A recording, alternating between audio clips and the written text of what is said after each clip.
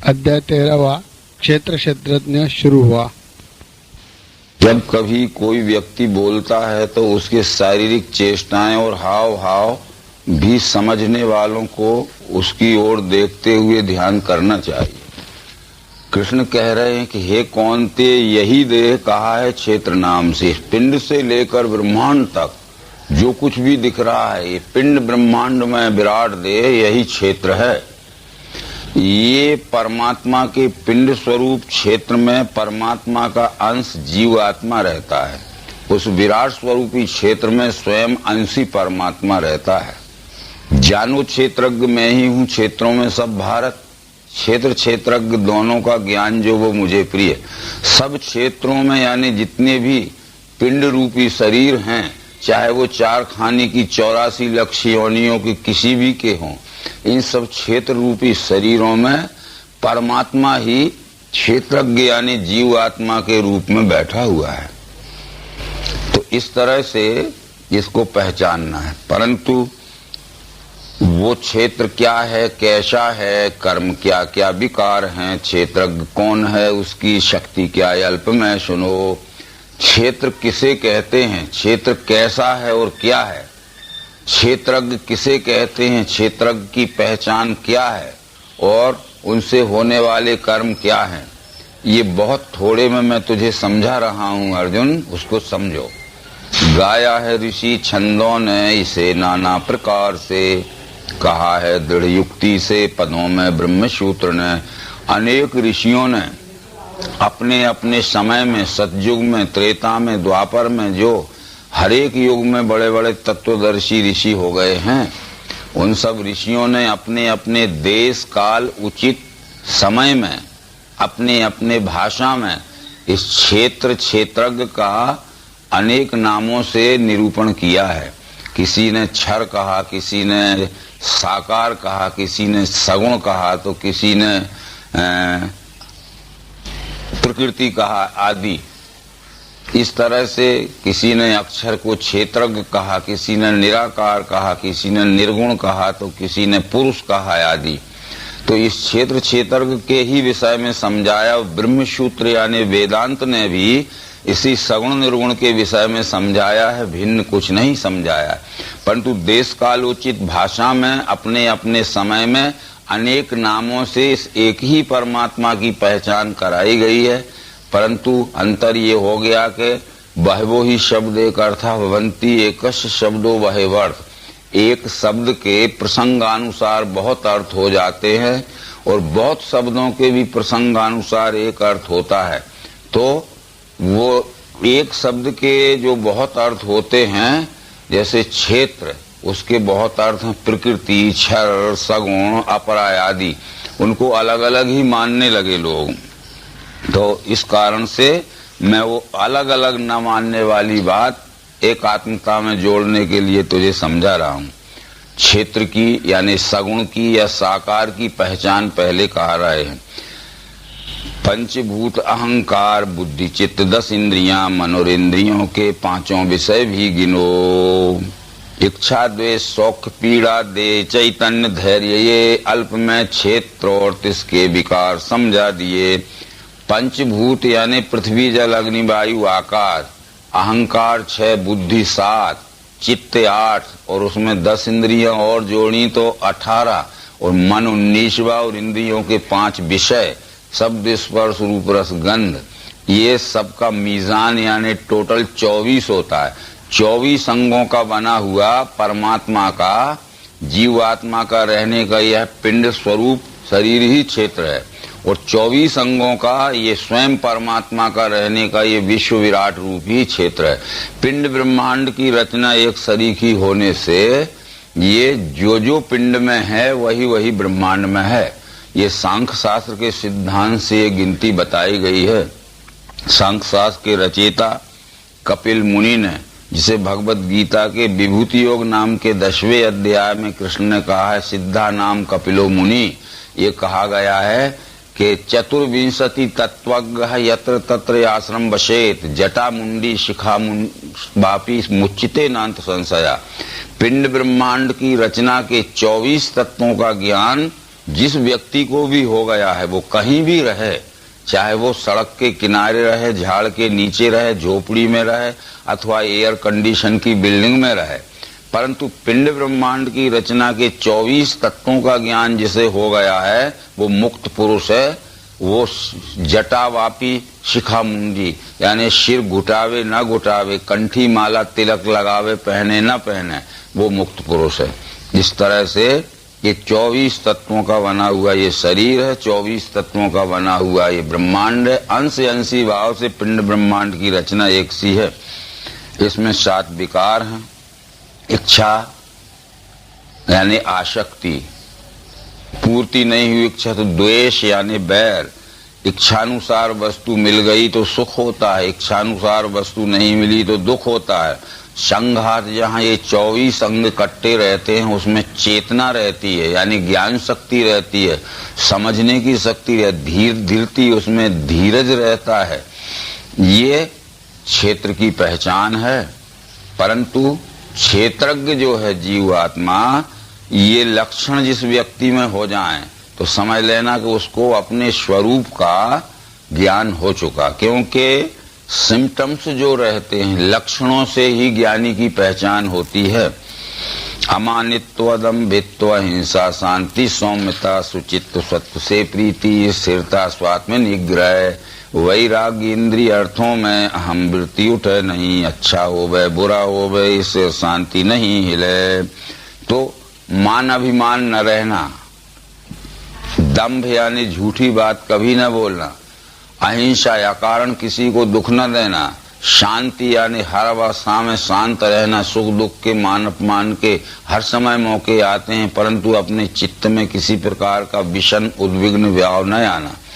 सौम्यता, सबसे सरल व्यवहार करना, कुटिल व्यवहार न करना। ये जिस मनुष्य में ईश्वर का ज्ञान हो गया है उसके इन लक्षणों से पहचान होती है। इंद्रियों के विषयों में अति आसक्ति न रहना, उदासीन अनासक्ति, पुत्री स्त्री गृह आदि में अच्छा होवे बुरा होवे इससे शांति नहीं हिले। तो पुत्र स्त्री धन आदि में इनको घर द्वार इसलिए बाल बच्चों को छोड़ता नहीं है, परंतु इनमें इतना भी आसक्त नहीं रहता है कि उनके सिवाय और आत्मचिंतन या अपने लोक कल्याण की बात न सोचे। उदासीन का अर्थ, उत का अर्थ है ऊपर, आसीन का अर्थ बैठना, यानी त्याग ग्रहण के ऊपर बैठ जाना। नहीं, ना तो त्याग है और ना उनमें फंसा ही रहे, रहते हुए भी अनासक्त भाव से रहे। तो ये अनन्य योग से मेरी भक्ति अव्यभिचारिणी, एकांत स्थान में प्रेम अरती भीड़ भाड़ में। अनन्य योग फिर यहाँ आया, मई चानन्य योगेन भक्ति अव्यभिचारिणी। अनन्य योग यानी दिव्य चक्षु योग के द्वारा जो मेरी अद्वैत भक्ति करता है। अव्यभिचारिणी का व्यभिचारी भक्ति यानी द्वैत भक्ति है और अव्यभिचारी भक्ति यानी अद्वैत भक्ति। वो अनन्य योग दिव्य चक्षु योग के द्वारा ही अनन्य भक्ति हो सकती है। और एकांत स्थान में प्रेम, एकांत स्थान का मतलब है कि अंत में जो एक है परमात्मा, यद गत्वा न निवर्तन्ते तद्धाम परमम् मम। क्योंकि आदि में क्षर है, मध्य में अक्षर है, अंत में पुरुषोत्तम है। सर्वांग योग शास्त्र ये कहता है कि आदि में क्षर का भाव देखना निज बुद्धि से, फिर भरी है मध्य में इसके अक्षर ब्रह्म मिठास वो, अंत में पद सो पावे वेदों में श्रेष्ठ जो कहा। तो अंत में जो एक है वह परमात्मा ही है। उस परमात्मा विश्व रूप परमात्मा में ही प्रेम रखना, अनन्य प्रेम रखना, निस्वार्थ प्रेम रखना। और अरती भीड़ भाड़ में ये अनेक प्रकार के क्षर भाव के वातावरण में जाति पाति छुआछूत मंत्र तंत्र देवी देवता अनेक प्रकार के जो अंधविश्वास के क्रियात्मक कर्म हैं इनकी फंसावट से बहुत दूर रहना। अध्यात्म ज्ञान में वृत्ति आत्मा को पहचानना, ये ज्ञान है विरोधी जो इससे अज्ञान है। अध्यात्म ज्ञान नित्यत्वम तत्व ज्ञानार्थ दर्शनम, इस अध्यात्म विज्ञान से ही तत्व दर्शन हो सकता है। अध्यात्म ज्ञान नित्यत्वम तत्व ज्ञान अर्थ दर्शनम, तत्व ज्ञान शब्द कथनम के लिए नहीं है, तत्व ज्ञान अर्थ दर्शन के लिए है। परंतु हम अध्यात्म ज्ञान की बात तो करते हैं बहुत से लोग, परंतु केवल शब्दों में ही उसको निरूपित करते हैं, उसको प्रत्यक्षीकरण में नहीं दिखा पाते। ये लक्षण जिस मनुष्य में दिखे हैं उसको परमात्मा अनुभूति हो गई है, इन लक्षणों से उसकी पहचान होती है। क्योंकि बहुत सी बातें ऐसी हैं जो लक्षणों से पहचानी जाती हैं, इंद्रियों आदि से नहीं दिखती। अब ये बताता हूं जिसके मुक्ति ज्ञान से, वो अनादि पर ब्रह्म है सतत सत से परे। अब ये क्षेत्र और क्षर, क्षेत्रज्ञ अक्षर, इन दोनों का लय जिस ज्ञेय यानी पुरुषोत्तम में होता है उसकी पहचान कराता हूं कि वो कहाँ है और कैसा है। वो अनादि है। अनादि इसलिए है कि क्षर अक्षर दोनों आदि हैं। अनादि परमात्मा से पहले क्षर यानी सगुण, अक्षर यानी निर्गुण की कल्पना हुई है। यदि परमात्मा नहीं तो क्षर अक्षर भी नहीं, पर क्षर अक्षर ना भी रहें तो भी परमात्मा रह सकता है। यानी अनादि उसे कहते हैं कि जिसके ऊपर कल्पनाएं की जाएं तो वो अनादि है। वो कैसा है कि उसे सर्वत्र है, हाथ पैर मुंह शीश नेत्र हैं, सर्वत्र कान हैं, उसको सबों में व्याप्त है वही। उसे सर्वत्र हैं, हाथ पैर मुंह शीश नेत्र हैं, सर्वत्र कान हैं, साकार दृष्टि से सबों में व्याप्त है, निराकार दृष्टि से वही यानी विश्वरूप परमात्मा। इंद्रिय गुणों का साक्षी नहीं है, इंद्रियां जिसे सर्वाधार नहीं, बीद है भोगता है गुण निर्गुणी, भीतर बाहर भूतों के हिलता है स्थिर है वही, सूक्ष्मत्व से नहीं दिखे दूर है और पास है। भीतर भी है वह निराकार दृष्टि से, बाहर है वह साकार दृष्टि से, हिलता है साकार दृष्टि से, स्थिर है निराकार दृष्टि से, वही यानी ज्ञेय स्वरूप परमात्मा। पर सूक्ष्मत्व से नहीं दिखे दूर है या उपास है। सूक्ष्मत्व शब्द यह कारण स्वरूप शब्द है। स्थूल सूक्ष्म और सूक्ष्मत्व है। तो स्थूल है क्षर, सूक्ष्म है अक्षर, पर सूक्ष्मत्व यानी कारण स्वरूप है परमात्मा। जैसे मैंने इस रुमाल को या इस कपड़े को देखा तो अवश्य इसमें तीन भाव दिखेंगे। स्थूल रूप से यह कपड़ा है, सूक्ष्म रूप से यह सूत है और कारण रूप से यह कपास है। पर जब हम पूछा जाएगा कि क्या है तो सब लोग कहेंगे कपड़ा है। परंतु कपड़ा काय का बना है तो कहेंगे सूत का बना है। सूत किस चीज का बना है तो कपास का बना है। तो ये एकदम से हमें कपड़ा दिखता है, तो जब विचार से देखते हैं तो कपड़ा सूत का बना है, और गहराई सूक्ष्मत्व दृष्टि से देखते हैं तो सूत कपास का बना है। इसलिए कपड़ा है क्षर, सूत है अक्षर, और ये कपास है पुरुषोत्तम। कपास ना होगा तो ना सूत बनेगा ना कपड़ा बनेगा, और कपड़ा भी ना बने सूत भी ना बने तो भी कपास रह सकता है। इसलिए कपास है अनादि और सूत और कपड़ा है आदि। अनादि मत परम ब्रह्म। तो भीतर बाहर भूतों के नहीं है, भिन्न भूतों से दिखता भिन्न भिन्न है। वो ज्ञेय भूत भरता है, लय उत्पत्ति को करे। वो संपूर्ण चराचर सृष्टि से भिन्न नहीं है, अभिन्न है, पर हमारी अज्ञान दृष्टि से, हमारी अविवेक दृष्टि से हमें अलग अलग दिखता है। आज ही सवेरे हमने पूछा था, यदि पूछा जाए कि हम सब लोग कहाँ हैं वर्तमान में, तो ये कहा जा सकता है कि हम पाटिल जी के ये धनंजय बंगले में हैं। पर पूछने वाला पूछेगा क्या भारत में नहीं है, क्या पृथ्वी में नहीं है, क्या विश्व में नहीं है, तो बराबर उत्तर मिलेगा कि हम विश्व में भी हैं, भारत में भी हैं, पृथ्वी में भी हैं और इस बंगले में भी। बतलाइए हम सब लोग वर्तमान में कहाँ हैं? अगर कहोगे कि तो क्या विश्व में तो हैं, पर पाटिल जी के बंगले में नहीं, भारत में नहीं। यानी ये बंगले से लेकर विश्व और विश्व से लेकर बंगला अभिन्नता में जुड़ा हुआ है, पर हमारी दृष्टि से तो अलग अलग दिख रहा है। ये महाराष्ट्र अलग है तो मध्य प्रदेश अलग है, तो भारत अलग है, तो अमेरिका अलग है, तो चाइना अलग है। तो ये नहीं है भिन्न। वो सूक्ष्म, वो ज्ञेय भूत भरता है, लय उत्पत्ति को करे। वो ज्ञेय नाम है परमात्मा का, संपूर्ण भूतों का धारण करने वाला है सत्वगुण यानी विष्णु के रूप में। उत्पन्न करने वाला है रजोगुण यानी ब्रह्मा के रूप में, और गिसृष्णु सबको लय करने वाला है शंकर यानी तमोगुण के रूप में। वो ज्ञेय भूत भरता है, लय उत्पत्ति को करे, भूत वृत्ति तत्तज ज्ञेयम गृषिष्णु प्रविष्णु चा। ऐसा सूर्य में तेज उसका है कहा है, तम से परे ज्ञान ज्ञेय ज्ञान गम हिये में सबके वसा। ये सूर्य में भी उसका तेज है, क्यों कि उसके तेज से परमात्मा के अक्षर और क्षर भाव दो प्रकाशित होते हैं।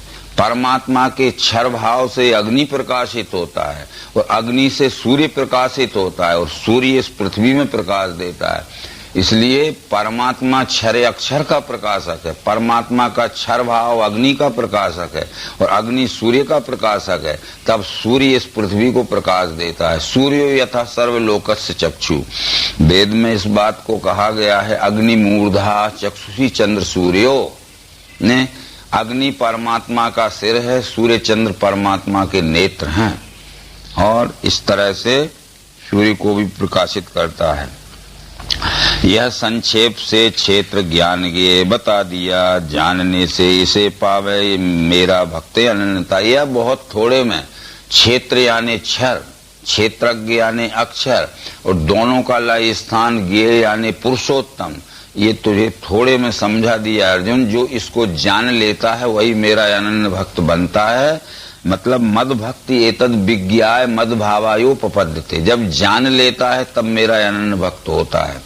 तो अब ये वेदांत दर्शन में भी ये कहा गया है कि ज्ञाता ज्ञान ज्ञेय आदि भाव शून्य एक वस्तुनि केवला खंड निर्विकारो परम तत्व विदुर्बुधा।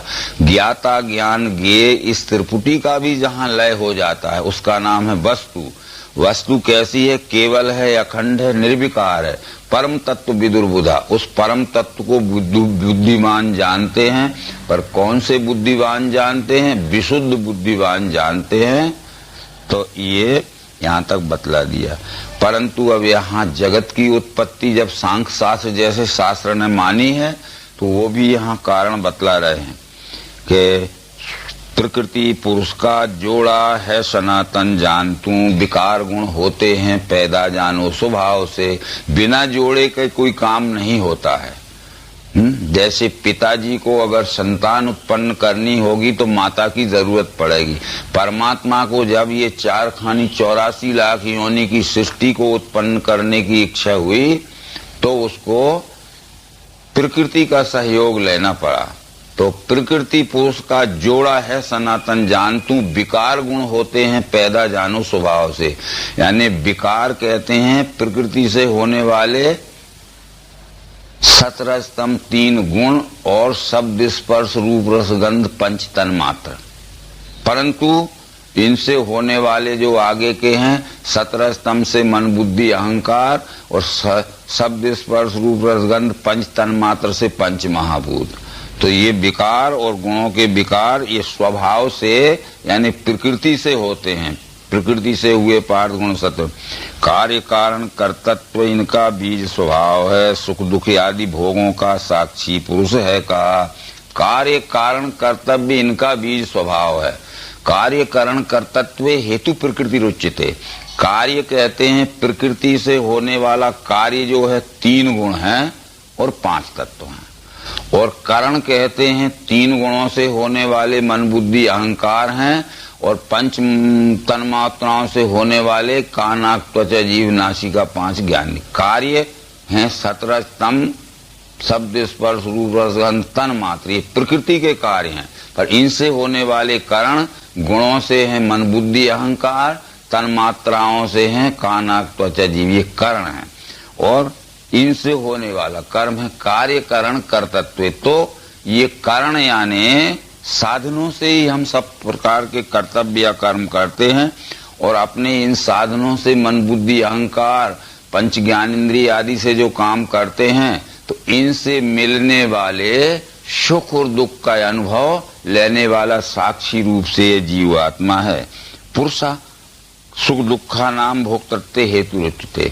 एक बात इसमें छूट गई जो कि पहले अपने को कह देना बहुत जरूरी थी। क्षेत्र कहते हैं शरीर को और क्षेत्रज्ञ कहते हैं इस पिंड स्वरूपी शरीर में जीव आत्मा को। परंतु व्यवहारिक पक्ष में हम क्षेत्र कहते हैं जमीन को और क्षेत्रज्ञ कहते हैं जमीन के करने वाले किसान को। ये जीव आत्मा रूपी किसान का ये शरीर रूपी खेत है।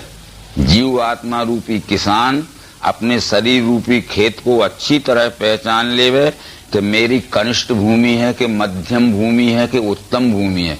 कनिष्ठ भूमि यानी तमोगुणी शरीर है कि रजोगुणी शरीर है कि सत्वगुणी शरीर है, उत्तम है। तो ये जीव आत्मा रूपी किसान अपने शरीर रूपी खेत को अच्छी तरह से पहचान कर कर्म रूपी बीज बोवे। फिर जैसा कर्म रूपी बीज बोएगा वैसा ही सुख दुख रूपी फल इसको मिलेगा। तो इसलिए इस जीव आत्मा रूपी किसान को चाहिए कि अपने शरीर रूपी खेत को अच्छी तरह से पहचान के सुधार लेवे, फिर अच्छा इसमें अच्छा कर्म रूपी बीज बोवे ताकि अच्छा सुखमय रूपी फल मिले। क्योंकि सुबीजम सुक्षेत्रेषु विपुलानि उत्पादनो, श्रुति में ये मंत्र आया है कि सुबीजम अच्छा बीज होना चाहिए, अच्छा कर्म रूपी बीज बोना चाहिए। सुक्षेत्रेषु तो अच्छी सूरी हुई शरीर रूपी जमीन होना चाहिए। तो विपुलानि उत्पादनों तो विपुल सुख का आनंद मिलेगा। तो इस तरह से ये वो कहते हैं कार्य कारण कर्तृत्व इनका बीज स्वभाव है। सुख दुख आदि भोगों का साक्षी पुरुष है। प्रकृति के द्वारा आत्मा भोगे गुण स्वभाव के, गुणों के संग से ही ये देखे योनि बुरी भूली। ये प्रकृति से उत्पन्न जो तीन गुण हैं, इन तीन गुणों के संग दोष में फंसकर यह जीव आत्मा गुणानुसार कर्म करता है और कर्मानुसार उसके अच्छे बुरे फल भोगता है। इसलिए गुणों के संग से ये देखे योनि बुरी भली, यानी गुणों को अधीन करके और गुणों से साक्षी रूप से काम लेगा तो ये उत्तम योनि में जाएगा। और गुणों के बस में होकर गुण इस जीव आत्मा से काम लेंगे तो ये अनर्थ ही करेगा, जिससे इसको अधो योनि में जन्म मिलेगा। यानी अनुकूल सदा साक्षी भरता भोगता महेश्वर परमात्मा कहें जिसको वही है इस देह में। ऐसा यहाँ भी ये विचार करना है कि अनुकूल सदा साक्षी भरता भोगता महेश्वर, जिसको विश्वरूप परमात्मा कहते हैं, जिसको पुरुषोत्तम कहते हैं, वो इस पिंड से लेकर संपूर्ण विश्व में वह परमात्मा ही परमात्मा कहें जिसको वही है इस देह में। इस देह में माने जानो क्षेत्रज्ञ मैं ही हूँ क्षेत्रों में सब भारत। तो उसको उपदृष्टा क्यों कहा है? उपदृष्टा कहते हैं कि जो सदैव समीप रहकर हमारे सब कर्मों को देखता है। क्योंकि कबीर आदि संतों ने कहा है कि राम झरोखा बैठकर सबका मुजरा ले, जाकी जैसी चाकरी वाको वैसो दे। तो झरोखा बैठ के माने ये इंद्रियों की खिड़कियों में वो बैठा हुआ है और खिड़कियों में बैठा बैठा हम क्या कर रहे हैं वो सब देख रहा है, और जैसा हमने किया है वैसा वो उसका फल देता है। उपदृष्टा कहने का मतलब ये था कि बहुत से प्रमाण, जैसे शकुंतला नाम की एक कण्व ऋषि के आश्रम पर पाली हुई मेनका वैश्या की पुत्री थी। राजा दुष्यंत ने उससे जब संसर्ग कर लिया, गर्भिणी हो गई, वो एक कह के गया कि जब अब मैं राशि ठाट बाट के साथ आऊंगा और तुम्हें सम्मान के साथ ले जाऊंगा, पर उसकी वासना पूर्ति होते ही वो भूल गया। बच्चा उत्पन्न हो गया जिसका नाम भरत था, जिसके नाम पे आज भी हमारे देश का नाम भारतवर्ष है। 6 वर्ष का हो गया। ऋषि ने अनेक संदेश भेजे, राजा नहीं आया। ऋषि ने सोचा कि चलो सेवकों को पहुंचा दिया जाए, ये अपने पहुंचाया है। वो शकुंतला जब राजा दुष्यंत के राजमहल के दरवाजे पे पहुंची तो द्वारपाल ने रोका कि कौन हो, परिचय दो, वहां से स्वीकृति आएगी जब प्रवेश मिलेगा। उसने कहा कि जाओ राजा दुष्यंत से कहो कि आपकी राजमहिषी शकुंतला आई है, राजमहल में प्रवेश लेना चाहती है। उस समय मंत्री परिषद की बैठक चल रही थी। राजा दुष्यंत ने कहा कौन से भिखमंगे की लड़की है और क्या अनशन बकती है, जाओ उससे कहो कि जल्दी दरवाजे से हट जाए, नहीं तो कोड़े मार के चमड़ा छील दिया जाएगा। वो तो समझ रही थी कि मुझे प्रवेश मिलने वाला है। द्वारपाल ने कहा कि जल्दी भागो, नहीं तो तुम्हें दुर्दशा होने वाली। उसने कहा मैं किसी भी कीमत पे यहाँ नहीं रहूंगी, दूसरा संदेश ले जाओ कि मुझे एक क्षण भी अपने सामने आने का मौका दे, और नहीं तो मैं खुद ही आत्महत्या कर लूंगी, जिसका सारा पाप राजा को लगेगा। मंत्रियों ने कहा कि बुला तो लीजिए, क्या कह रही, नहीं तो आत्महत्या का बड़ा पाप होगा। बुलाया, उसने कहा कि आप अपने बच्चे को संभालिए, मैं किसी भी कीमत पे नहीं रहना चाहती। तो राजा दुष्यंत ने कहा कि गवाह लाओ, ये झूठी बात कहती हो, मेरा कैसा लड़का है, इसका गवाह लाओ। तो उसने कहा कि मेरे गवाह का नाम नारायण है, तुम अपने हृदय पे हाथ रख के उस नारायण से पूछ लो कि तुम्हारा है कि नहीं, दुनिया के गवाह में कहां से लाऊं। तो राजा अबाक रह गया, चुप रह गया। जब निरुत्तर हो गया तो मंत्री परिषद के लोगों ने कहा कि अब तुम्हारा तो है, क्योंकि निरुत्तर हो गए हो तुम। आकाशवाणी हुई का मतलब वाणी आकाश का गुण है, और मंत्रियों ने वाणी से कह दिया कि जब तुम उत्तर ही नहीं दे रहे हो, निरुत्तर हो गए, तो दरअसल में ये तुम्हारा ही है।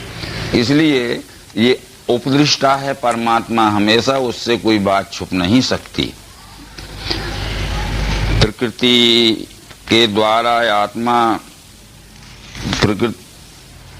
आत्मा को ध्यान से कोई हिये में मन से लखें, कोई सांख्य ज्ञान द्वारा, कोई कर्म योग से। जिन्हें ज्ञान नहीं ऐसे औरों से सुन के मुझे भजते हैं, वे भी भक्त मृत्यु के भय से बचें।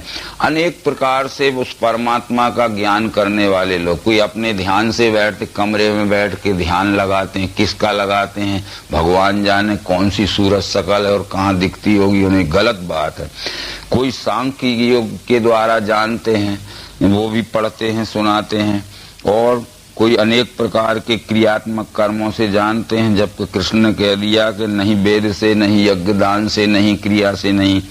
और जिनको ज्ञान नहीं है, ऐसे दूसरे लोगों से भी सुनकर अगर उसको जानने पहचानने का प्रयत्न करते हैं और जान पहचान लेते हैं, तब वो मृत्यु के भय से बचते हैं। जब तक वो जान पहचान नहीं कर पाएंगे, तब तक उनका संशय भ्रम निवारण नहीं होगा, जन्म मृत्यु का बंद नहीं होगा फेरा। तो इस तरह से उसको जानना पहचानना बहुत जरूरी है, क्योंकि यह संक्षेप से क्षेत्र ज्ञान ये लखा दिया, जानने से इसे पावे मेरा भक्त अनन्यता। बस जानने पर मुख्य नौबत आती है। किताब पढ़ने के बाद भी जानना पड़ेगा, भाषण सुनने के बाद भी जान पहचान करना पड़ेगी। जिसके विषय में बोला जाता है, जिसके विषय में सुना जाता है, वो है कहाँ, उसकी जान पहचान हो जाना जरूरी है। जो जो उत्पन्न होता है स्थिर वाचर विश्व में, वो संयोग से होवे क्षेत्रज्ञ और क्षेत्र के। यहाँ से सांख्य शास्त्र के विचार श्री कृष्ण अर्जुन को समझा रहे हैं। ये विश्व ही विश्वरूप परमात्मा है, यह जान पहचान हो जाना हर एक व्यक्ति को बहुत जरूरी है। ये जान पहचान हुए बगैर कोई इस विश्वरूप परमात्मा का अनन्य भक्त नहीं हो सकता। यहाँ से थोड़ा प्रसंग बदलता है।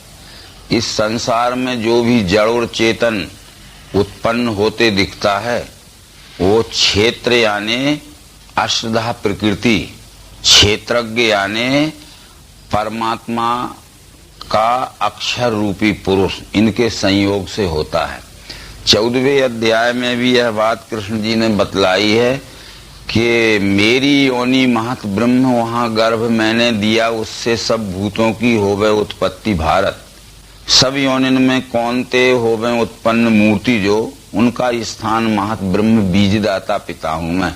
4 खानी की 84 लक्ष योनियों में जो भी जड़ चेतन सृष्टि होती है, वो महत ब्रह्म रूपी क्षर प्रकृति रूपी योनि में परमात्मा ने वो जीवात्मा रूपी बीज डाला है, तब ये संपूर्ण चराचर सृष्टि हुई है।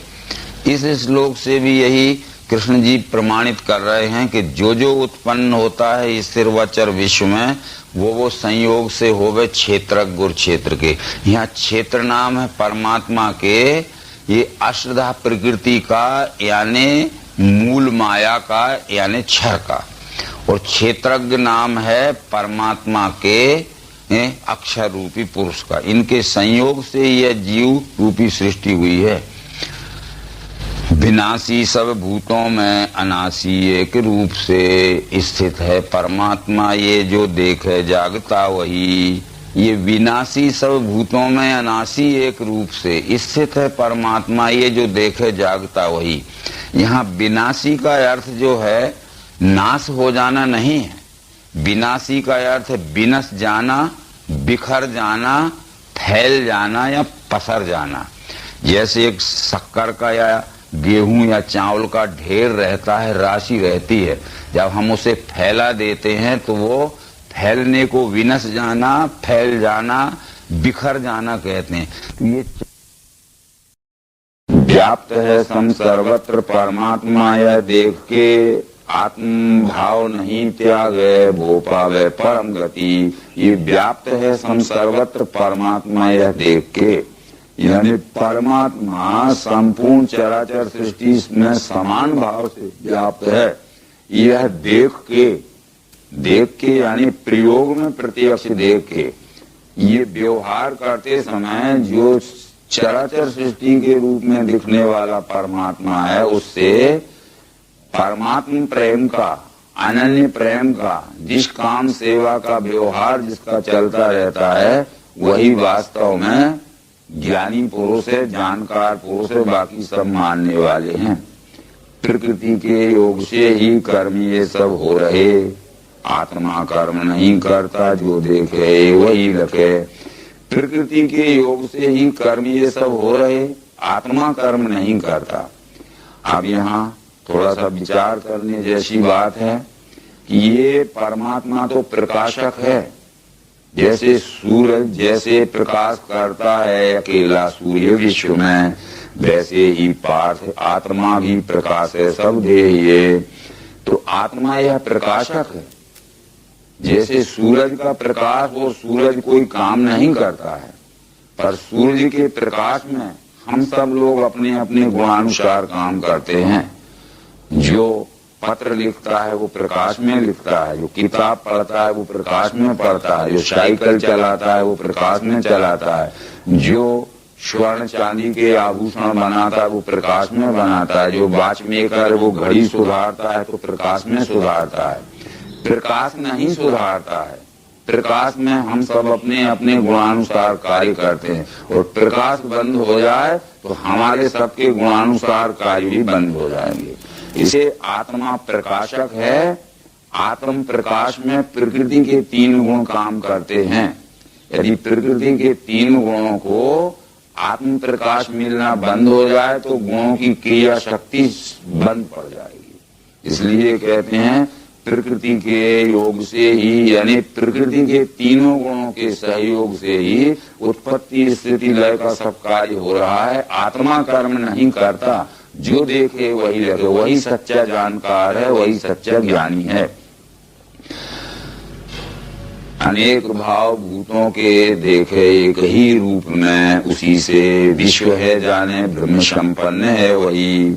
यदा भूत पृथक भाव एक स्थान अनुपश्यति, और तत्एव च विस्तारम ब्रह्म संपद्यते। तथा जितनी भी ये चराचर सृष्टि का विस्तार फैला हुआ है, इस सब में वह एक ही है, और एक का ही फैला हुआ यह सब विस्तार है।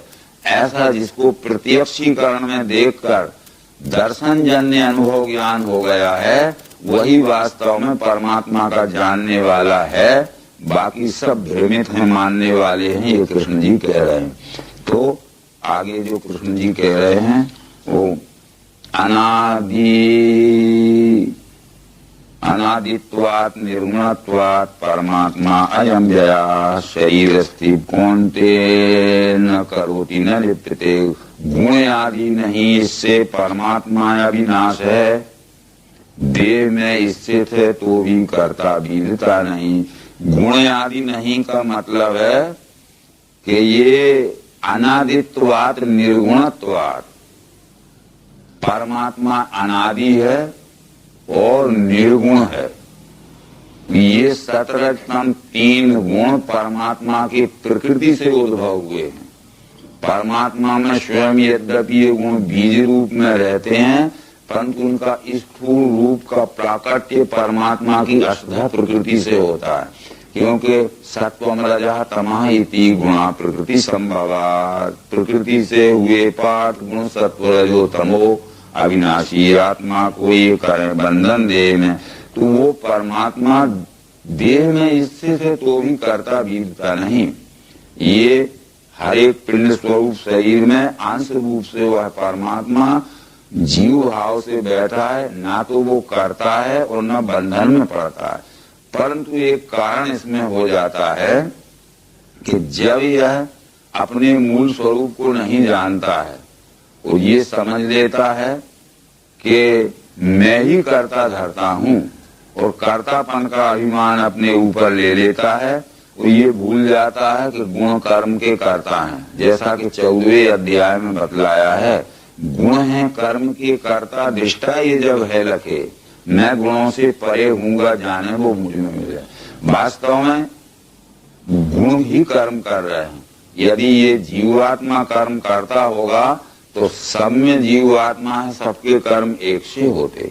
सबके कर्म एक से इसलिए नहीं होते हैं, यद्यपि में सब में जीवात्मा एक ही परमात्मा का अंश है, परंतु कहीं तमोगुण प्रधान अवस्था में है जीव, कहीं रजोगुण प्रधान में है। किसी पिंडभूत शरीर में सत्वगुण प्रधान अवस्था में जीव, जिस गुण प्रधान अवस्था में जीव है उस गुण की प्रधानता से उसी गुण का कार्य होता है, इसलिए गुण है कर्म के कर्ता। परंतु गुणों का साक्षी बन के जीव आत्मा को रहना है, तो अभी गुणबद्ध है जीव आत्मा, इसलिए गुण इससे काम लेते हैं जीव आत्मा से।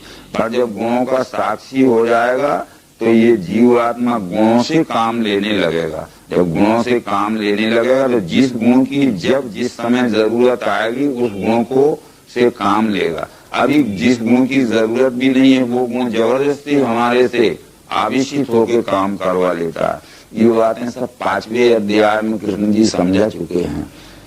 काम क्रोध से उपजे वेद जो इस लोक में अंत तक सह लेता है वो सुखी न युक्त वो।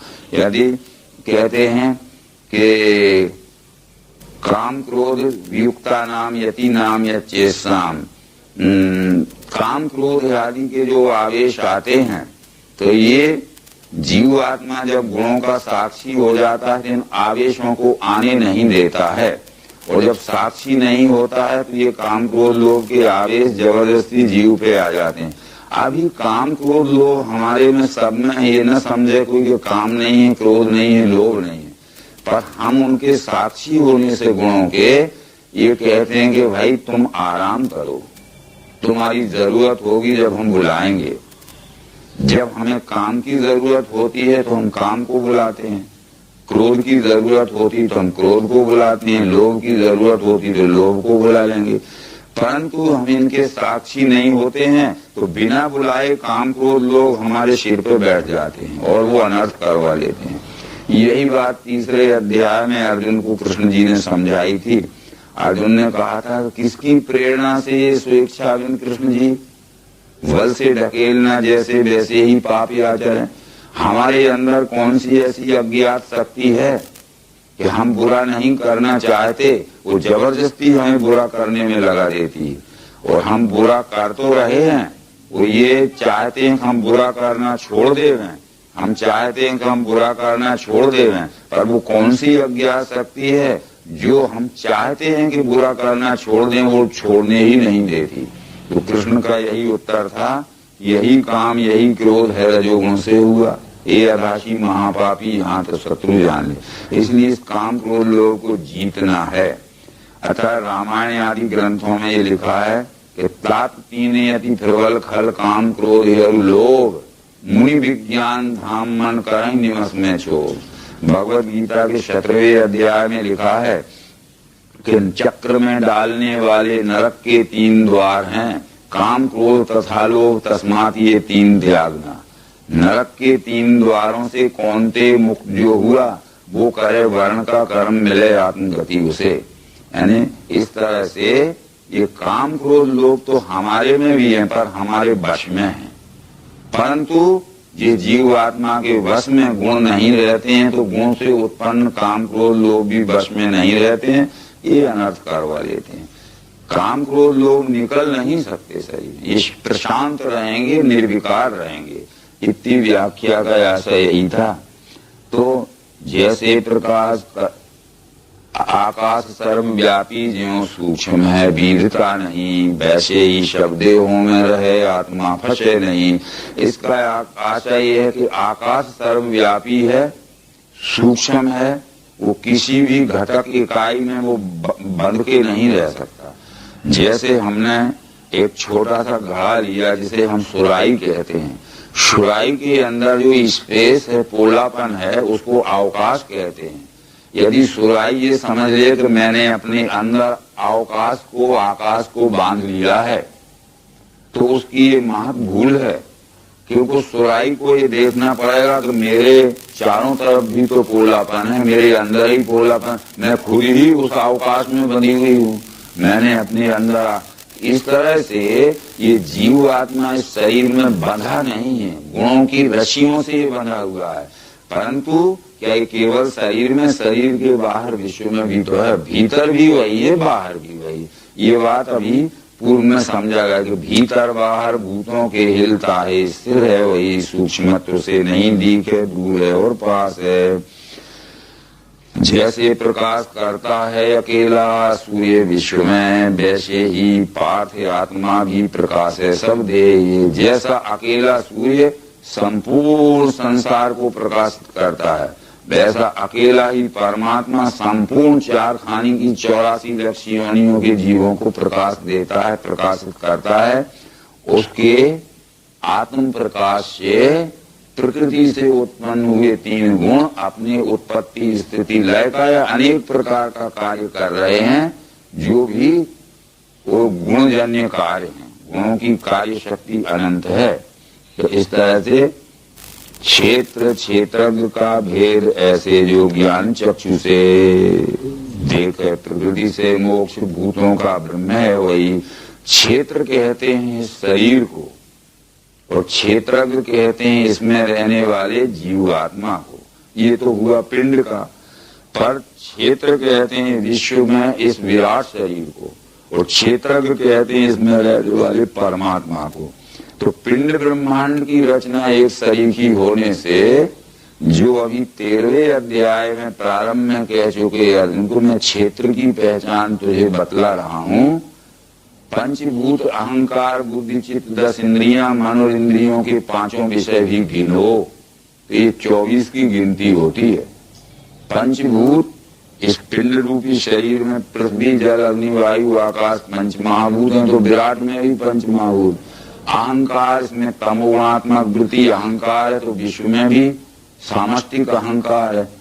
बुद्धि इसमें सत्वगुणात्मक वृत्ति बुद्धि है, तो विश्व की विराट स्वरूप में भी बुद्धि है। इसमें चित्त का, चैतन्य का प्रतिबिंब चित्त है, तो इस विराट में भी वो चित्त रूप से है, जिसे सत चित्त आनंद कहते हैं। पर इस पिंड में भी 5 ज्ञान इंद्रियां 5 कर्म इंद्रियां हैं, तो समष्टि में भी देखो 5 ज्ञान इंद्रियां 5 कर्म इंद्रियां समस्त जीवों में है। परंतु इसमें 19वीं रजोगुणात्मक वृत्ति मन है, तो ये विश्व में भी समष्टि का मन है। और इंद्रियों के 5 विषय हैं, शब्द स्पर्श रूप रस गंध, ये विश्व में भी शब्द स्पर्श हुए। 24 की गिनती का इस पिंड बना हुआ है, तो 24 की गिनती का समुच्चय स्वरूप ब्रह्मांड बना हुआ है। सांख्य शास्त्र के रचयिता कपिल जी कहते हैं कि 24 तत्वज्ञः यत्र तत्र आश्रम वसेत, जटा मुंडी शिखा कंठी मुचिते नात्र संशया। पिंड ब्रह्मांड की रचना के 24 तत्वों का ज्ञान जिसको हो गया है, वो कहीं भी रहे, जटा मुंडी शिखा कंठी, वो सिर पे बाल रखे ना रखे, सिर घुटावे ना घुटावे, तिलक माला पहने ना पहने, और चोटी रखे ना रखे, वो मुक्त पुरुष है, इसमें कोई संशय नहीं है। तो ये पिंड ब्रह्मांड की रचना के 24 तत्वों का ज्ञान यही है कि इस पिंड में 24 तत्व हैं। वो अंशी के, इस अंश में 24 अंग आए हैं, अंशी भाव से पिंड ब्रह्मांड की रचना एक शरीर की है। तो क्षेत्र क्षेत्रज्ञ का भेद ऐसे जो ज्ञान चक्षु से, ये दिव्य चक्षु के द्वारा क्षेत्र यानी साकार, क्षेत्रज्ञ यानी निराकार, इन दोनों का जिस ये परमात्मा में है, उस परमात्मा की ज्ञान जिसको हो जाता है, तो वो जीव भाव से छूटकर भूत प्रकृति मोक्षम क्या, भूत प्रकृति मोक्षम का मतलब है जीव भाव से मुक्त होकर ये विदुही यान्ति ते परम, जो जान लेता है ते परम यानी परमात्मा भाव में पहुंच जाता है। तो ये विचार इस 13वें अध्याय में समझाते हुए और ये 13वां क्षेत्र गीये नाम का 13 अध्याय समाप्त। नर्मदे।